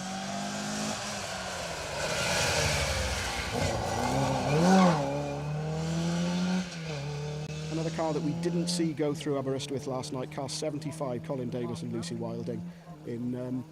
To me, you see, that's what an RS2000 looks like. With the droop snoot, yeah. They were pretty rare back in the day, though, to be honest, weren't they? And the flat front was always the favoured one, especially when you converted. You know, people normally went to the flat front. I mean, you could say, okay, it's a little more aerodynamically superior, wouldn't it be, because of its shape? But there weren't that many droop snoot RS2000s even back in the day. Really. A friend of mine had a yellow one, I seem to remember. And so to me, if someone talks RS2000, that's what I remember. You see, it's like if someone says Escort Cosworth, what's the first thing you think of? The whale tail. Bingo. Yeah. A picnic table on the back. That's right, yeah. You know, those things were certainly iconic back in their day as well. Mark 1 Escort. This is the first Mark 1 we've seen through this time. I think it might be.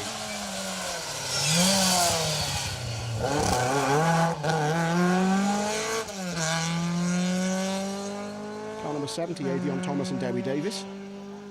Mark 1 Escort RS2000. So both RS2000s, Nigel, very different cars. Yeah, I'm not sure the spec of them. I mean, you know, these days you can put any kind of a brand on the end of the word Escort, can't you? You know, and many do. But no, it's good to see such variety, and you know, and the good thing is that pretty much within reason, however you build your car, is you know you can still come and rally it. So there's a lot of flexibility in the rules and regulations, which is great.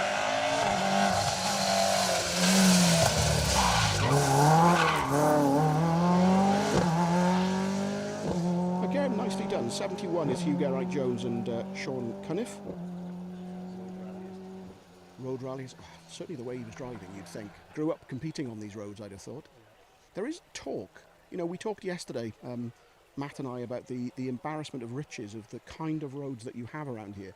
And the organisers able to run a very different rally this year than they did last year.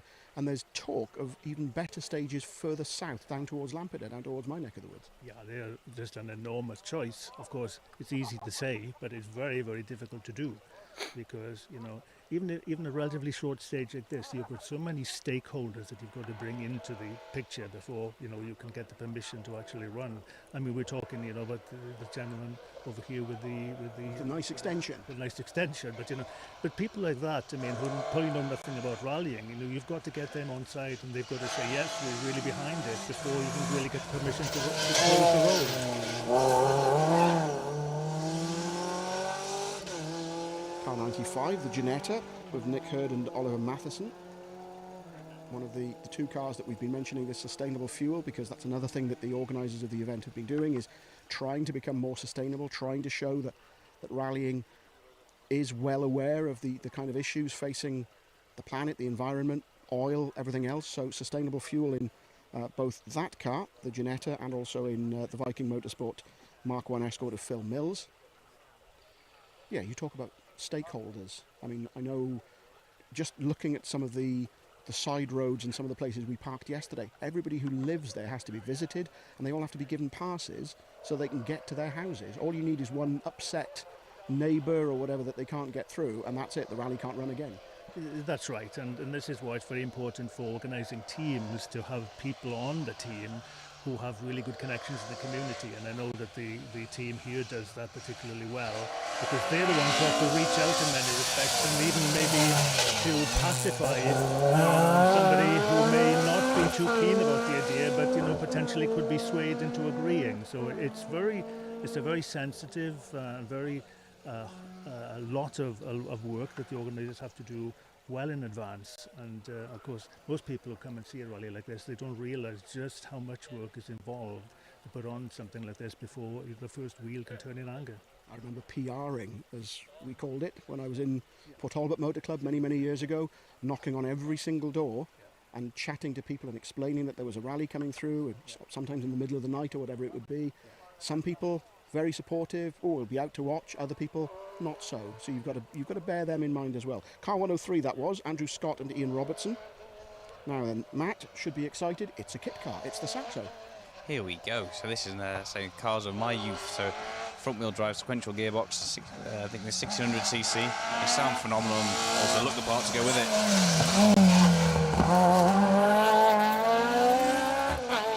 Owen Edwards and Dan Thomas in the Super 16 Saxo. And then next through, we've mentioned them a couple of times, I should say, father and son Phil Mills. Belated happy 60th birthday to Phil for this week in this brand new Viking Motorsport Mark 1 Escort twin cam, which I think was only finished a week or so ago. Looks lovely. Phil was fairly cautious around the streets of Aberystwyth last night, but then so would you be at such a tender age of 60 and in a brand new car. I was going to say, I don't blame him. A brand new car, looking that clean, haven't done a day's worth of rallying. You don't want to put a mark on it on the little town stage. So, yeah, looks wonderful. Sounds the part, and here they come down the hill.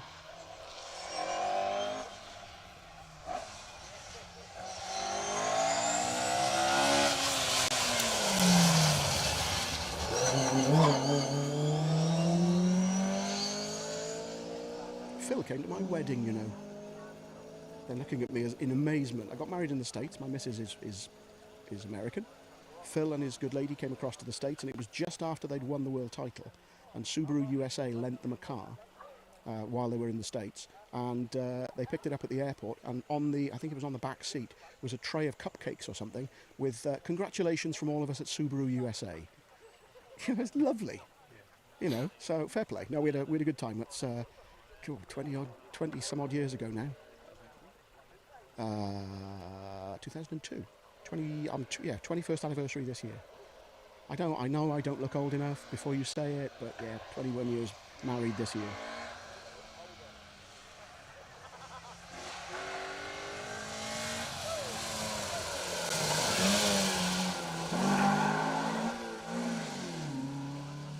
We're definitely in that phase of, oh, it's the cars.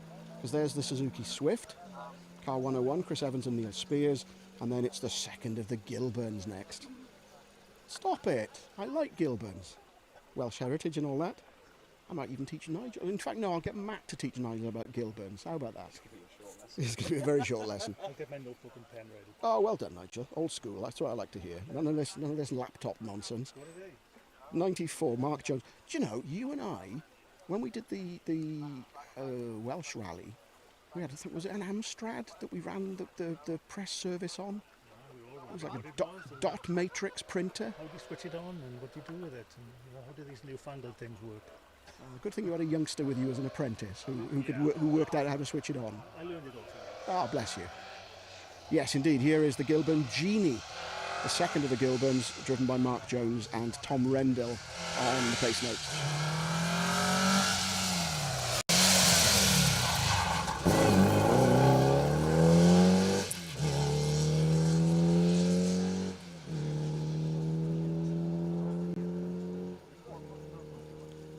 You reckon it looks like a Fiat?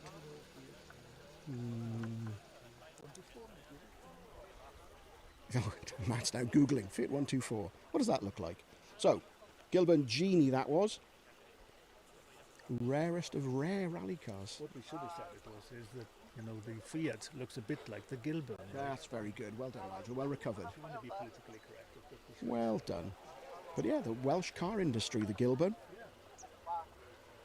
So what are we? We're 86th on the road.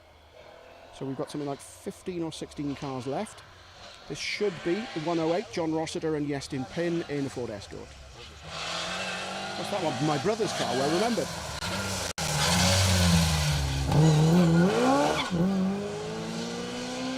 Another four-door Escort shell.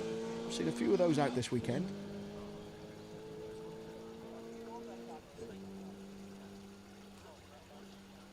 Now, we talked yesterday about the GT cars. There was going to be a GT class at one stage, and WRC were looking at 911s and Aston Martins and all sorts. Lotus, there should be a Lotus Elise coming down the hill towards us very shortly. And yeah, GT cars on rallies, perfect on a stage like this, but I'm not sure about the Forest. No, I don't think they do particularly well in those. And of course, you know, well, up until recent times, forestry rallying has been the backbone of rallying in the UK. And now, as we are seeing, we've got more and more of these closed road asphalt stages. So, yeah, you know, they could make a comeback. Oh, it does look quite pretty, doesn't it? Purposeful, I think, is the word.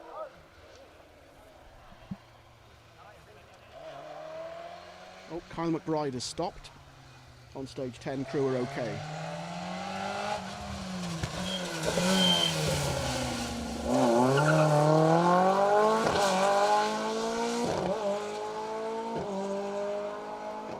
Not spectacular, not particularly noisy, but nice to see something different, Nigel. Yes, and remember that these cars have got a tremendous power to weight ratio, you know, they do particularly well on this type of, especially a twisted hill stage like this. You know, they could they should press on pretty well. If anybody from Lotus is listening, single make championship, please. There we are. That would tick all the boxes, wouldn't it, Matt? Yeah, another one, another manufacturer. It's just what we need. We're solving all of rallying's problems this weekend, aren't we? Oh, this is the Mark III Escort we've been talking about. Should be car 96, Peter Lewis and Joshua Weston.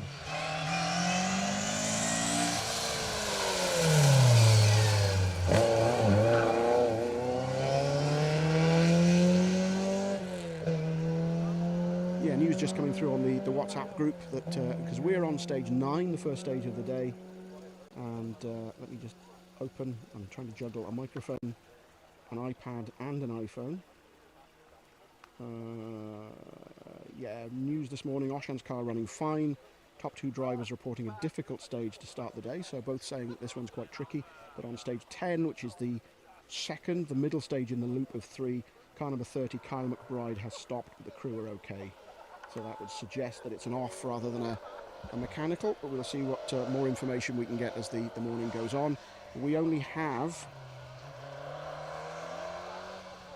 where are we? About 14 more cars to see through the stage.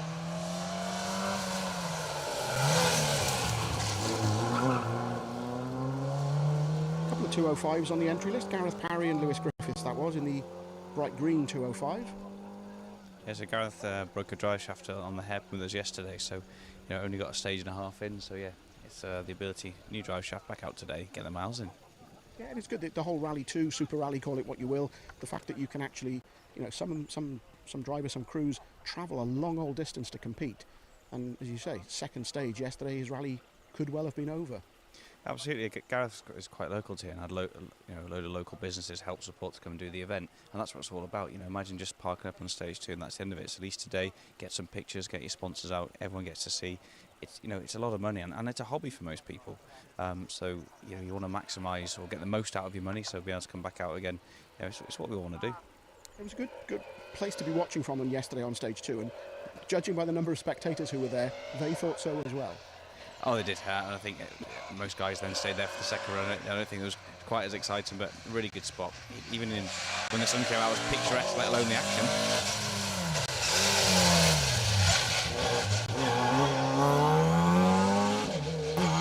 Matthew Curzon and Gareth Short. Ooh, Matt, steel yourself. You know what's coming next. Oh, out comes the camera phone. Yeah. Yeah. Oh, I should explain if you weren't with us yesterday. Matt's actually building a Micra kit car, Nissan Micra kit car, and it should be Gethin Price and Steve Brown coming down the hill next in the Micra. Car 89. Did you say this is a kit car? Yep, so I'm building a very similar spec, so wide track, so 1400 dog box, yeah, nice tidy car, very tidy car, reasonable spec, it goes very well. But yours will be bright yellow, judging by the pictures. I'll let you take the picture so you can concentrate.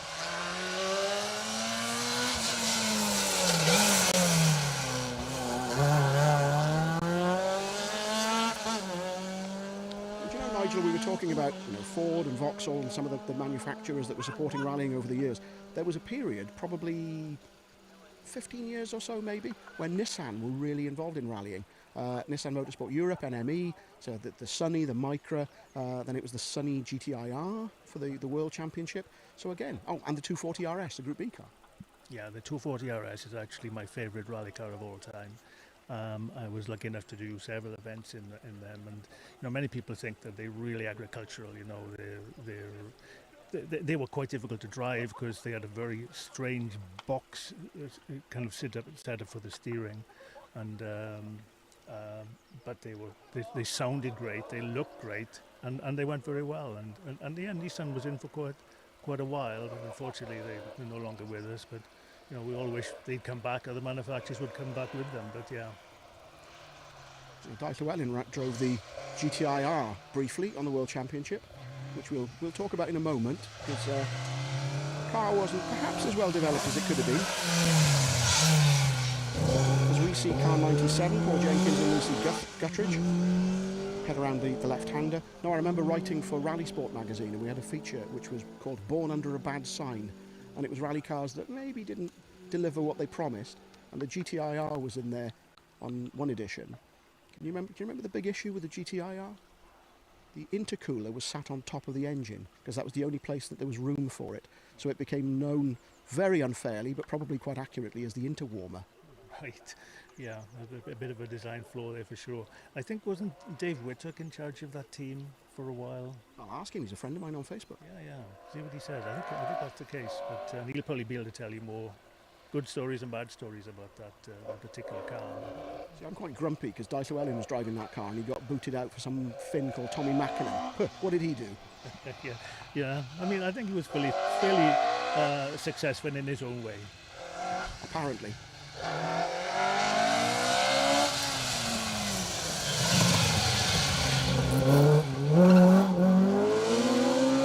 Another Mark 1 Escort, Bob Morris and Dill John. Should be 93rd car on the road, so we now have 10 cars remaining, including 3 Land Rovers, 3 of the 4. So at the end of the event, we should have 111, 110 and 112. So we're just missing 109 in terms of the... it's not the MOT, it's the Armed Forces rally team that has been such a stalwart at the back end of events for so many years.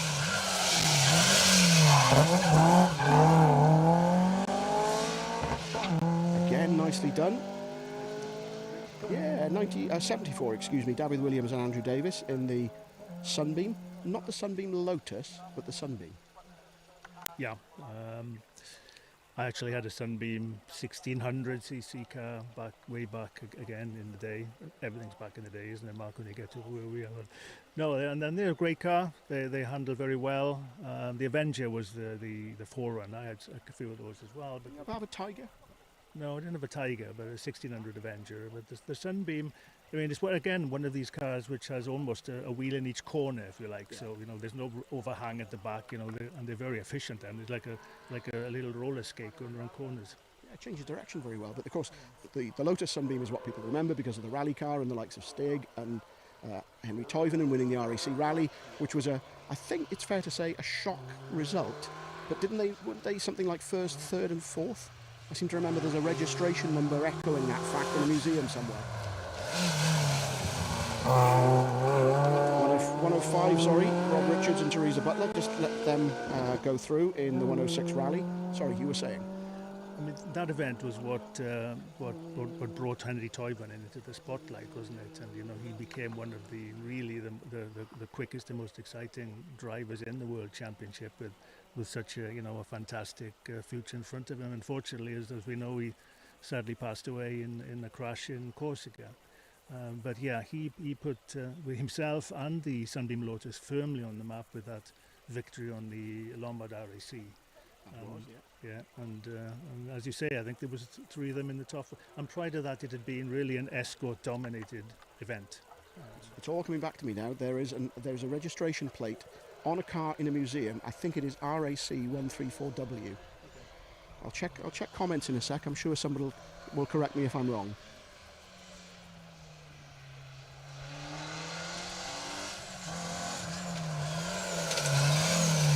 102. Another Peugeot, this time a 206 of Jonathan Davis and Dylan Davis. Just dive over onto Messenger once again. Blomqvist was in a. I'm not sure if he was in one of the cars that year, but Stig, I seem to remember, was in a multicoloured, like a dark blue red. You remember? Yeah, you know the colour scheme I mean. I do, and it was Guy Freckelin, wasn't it, in one of the other cars, who was a famous French driver at the time. He was. Freckelin was in the same kind of colour scheme as Toivonen, wasn't it? In the sort of the white and blue. Yeah, the works team. Yeah. Yeah. And maybe Russell Brooks was in the other one. I really can't remember. Yeah, potentially. Someone will tell us, I'm sure.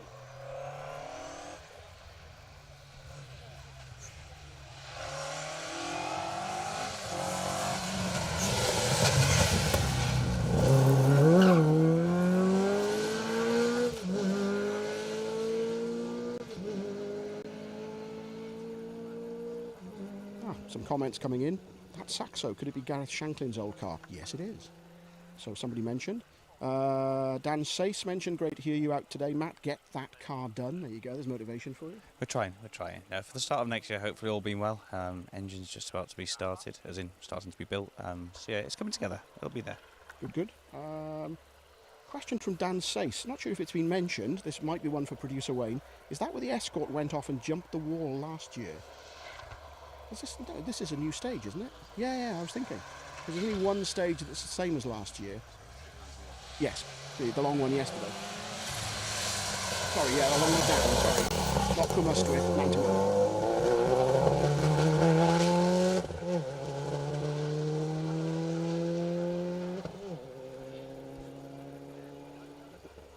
I'm frantically trying to get back to my running order. There we are. So probably into the last 8 or 9 cars now through the stage. And as ever, as all those years ago, you'll know when things are coming to an end when you see the first of the white Land Rover Defenders. Oh no! And he's not going to stop on that. He's on the green ice, very slippery grass. Is he going to get through it? No, he's not going to get back up there, is he? That's frustrating. So frustrating. If he's going to get the gate, he can get there. Yeah. The guys over to push. If anybody's watching over in hospitality, then how about a couple of you coming over just to give that guy a hand and opening the gate? He's waving to see if the crew can see, and he'll try and open the gate to get him back on the road. So, a little bit of entertainment for you right at the end of this stage. I was just about to say there's only a handful of cars left before we see the 3 of the Land Rovers going through. The Mark II. Yeah, because there was a bang as he went through. Was it the fence or the gate or whatever he hit at the top of the hill? So just check the damage first of all. Can they get the car fired back up, and if so, can they scrabble their way across the grass to get through the gate and back onto the stage? So clock is ticking, guys. Oh, co-driver's taking his helmet off, so that may be it. Because obviously what we can't see from this distance is what is the damage, and the spectators looking underneath as well, so maybe radiator damage. That's really frustrating. That's a shame. But here's the Land Rover. Yeah, here's the first of the Land Rovers coming down the hill. Do you know if he was probably a bit closer towards the road, one of the Land Rovers would probably pull him back on? They would, the guys absolutely love it. They're here for the camaraderie, obviously the competition as well, but yeah, just the best guys to have in the sport.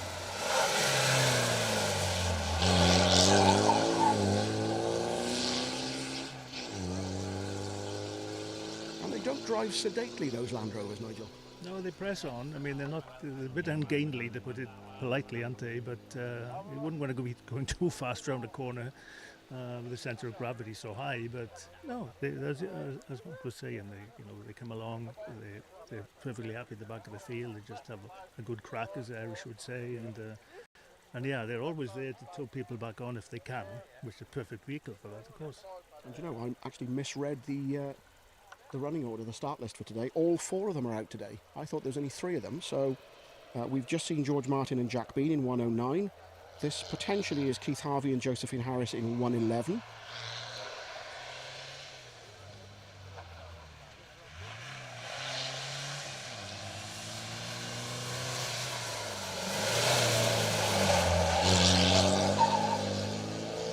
Indeed it is. And back in the day, I seem to remember them being labelled up as Army, Royal Air Force and Navy. I think they're all branded Army this year, although I could be wrong. Yeah, I think you're right. I'm not sure if you can see on the camera there that the crew having to run all the way back up the hill of that Escort that's in the field there to put the OK board and triangle out. So fair play to the guys. They are the rules and regulations. So bit of a climb, but yeah, fair play to them. Actually, the next car is supposed to stop, but of course, if you can't see that the car's gone off, you wouldn't know anyway. Yes. So I'm wondering if the guys back at Rally HQ are watching the live stream, in which case they'll have seen that the car is off, crew are out, car is fine, but they'll be showing the OK board. Potentially to just one car now, the last car in the field. This is 110.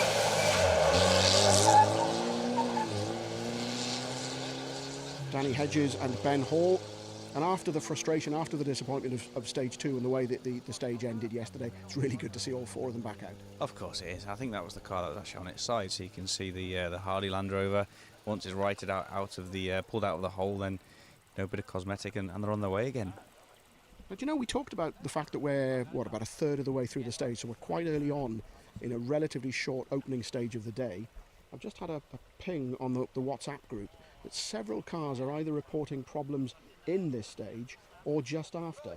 So 98, 101 and 104 are all reporting problems either in 9 or just after. So 98, 101 and 104, as I think down the hill comes what we think is the last car running, the 4th and final of the Land Rovers, Benjamin Shackleton and Michael Hurley this is. Car 98 is Gareth Parry and Lewis Griffiths.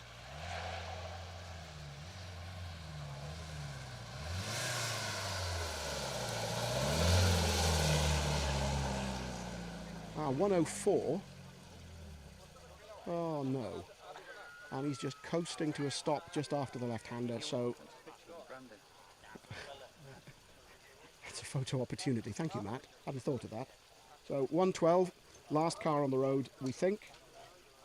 Pulling up just after the left-hander, co-driver out. And we think potentially 104 is Mal Boyd and Harry Stubbs, and that could be the Escort that's gone over that. Is that 104? Yeah, it is 104, thank you. Someone's gone over there in a quad, but I don't think that car's going to be going any further, so... Ah, yes. Matt's just showing me the tracker.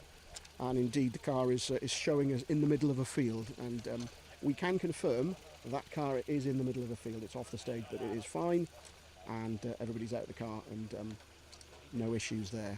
Is 112 about to get going again?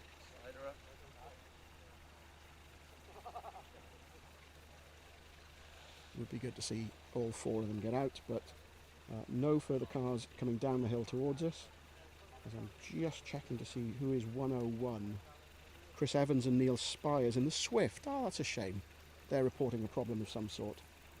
So we'll see if we can get some more information for you by the time we're back on air from this stage this afternoon. But let's just keep things rolling just for a minute or two in case there is somebody running out of position, or potentially we may see the sweeper van coming down the road, which means that the road is reopened. Let me have a brief chat with both of you just to wrap up things for this stage. Oh, as 112. Oh yeah, that's all right then.